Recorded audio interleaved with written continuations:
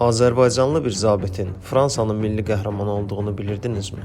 Əhmədiyyə Cəbrayılov 2-ci Dünya müharibəsində Sovet ordusunda zabit idi. Döyüşlərdə almanlara əsir düşərək düşərgəyə götürülür. Burada ona saysız hesabsız işgəncələr edirlər. Sonra isə onu zəhərli qaz otağına salırlar.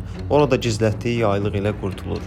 Almanlar ölü bədənləri çölə atdıqda isə Fransız partizanlar onun ölmədiyini görərək özləri ilə aparır. O, partizanlarla bir yerdə almanlara qarşı vuruşur, kiçik partizan dəstəsinə liderlik edirdi. O, Fransada o qədər məşhurlaşmışdı ki, partizanların prezidenti ilə gizli görüşlərə gedirdi.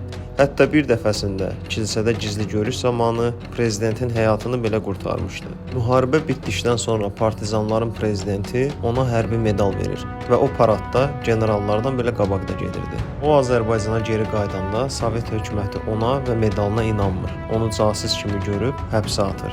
Həbsdə keçən ağır aylardan sonra nəhayət sərbəst buraxılır və öz nişanlısına qovuşa bilir.